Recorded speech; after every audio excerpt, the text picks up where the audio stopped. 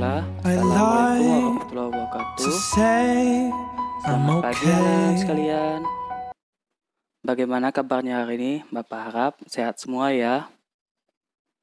Baiklah, sebelum memulai membacakan materi, hendaklah kita membaca basmalah.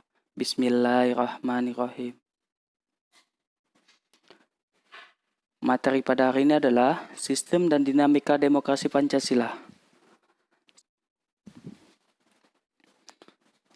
A. Hakikat demokrasi.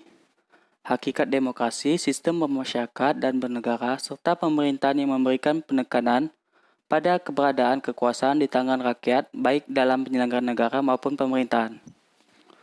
Untuk lebih jelasnya, hakikat demokrasi memiliki 3 sub-materi, yaitu 1. Makna demokrasi, yang kedua, klarifikasi demokrasi, yang ketiga, prinsip-prinsip demokrasi.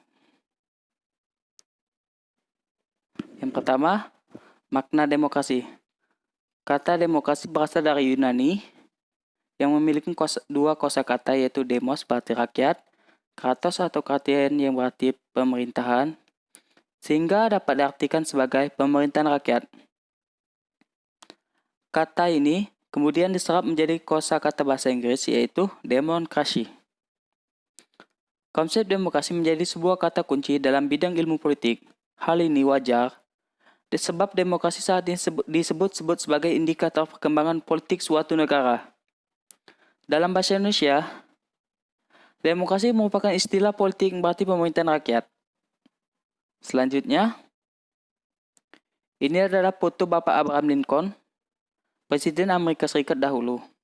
Dalam pandangan Bapak Abraham Lincoln, demokrasi adalah suatu sistem pemerintahan rakyat, oleh rakyat, dan untuk rakyat. Selanjut materinya. 2. Klarifikasi demokrasi. Klarifikasi akan menjadi 3 sub, yaitu A. Berdasarkan titik berat. Yang kedua, berdasarkan ideologi. Yang ketiga, berdasarkan proses penyaluran kehendak rakyat. Berdasarkan titik berat juga memiliki submateri. Yang pertama, demokrasi formal. Yang kedua, demokrasi material. Yang ketiga, demokrasi gabungan. Selanjutnya, untuk berdasarkan ideologi juga memiliki submateri. Yang pertama, demokrasi konstitusional atau demokrasi liberal. Yang kedua, demokrasi rakyat atau demokrasi proletar. Sedangkan berdasarkan proses penyaluran kehendak rakyat juga memiliki submateri. Yang pertama, demokrasi langsung dan demokrasi tidak langsung. Selanjutnya, 3. Prinsip-prinsip demokrasi. Demokrasi sebagai sistem politik yang saat ini danut sebagai besar negara di dunia, tentu saja memiliki prinsip-prinsip berbeda dengan sistem yang lain. Henry bin Mayo, sebagaimana dikutip oleh Mariam Budiarjo dalam bukunya yang berjudul Dasar-Dasar Ilmu Politik, mengungkapkan prinsip demokrasi yang akan mewujudkan suatu sistem politik yang demokratis. Adapun prinsip-prinsip tersebut memiliki 7 prinsip-prinsip.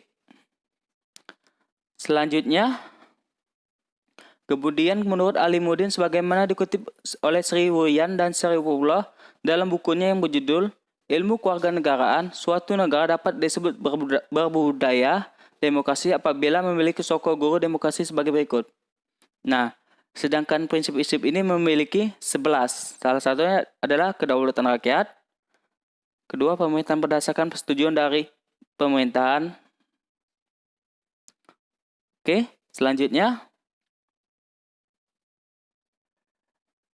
Kesimpulannya adalah, dalam pandangan Abraham Lincoln, demokrasi adalah suatu sistem pemerintahan rakyat oleh rakyat untuk rakyat.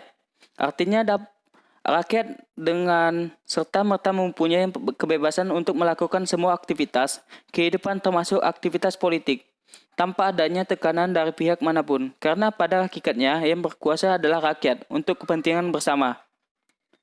Pada umumnya, menurut Henry B. Mayo, demokrasi mengandung prinsip-prinsip sebagai berikut: menyelesaikan penyelesaian dengan damai dan lembaga, menjamin terselenggaranya perubahan secara damai suatu masyarakat, serta menyelenggarkan pergantian pimpinan secara teratur, menghindari penggunaan kekerasan, mengakui serta menganggap wajar adanya keanekaragaman, dan menjamin tegaknya keadilan.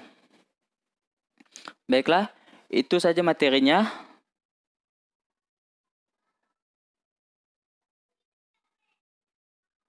Sebelum menutup, hendaklah kita baca hamdalah, alhamdulillahirobbilalamin.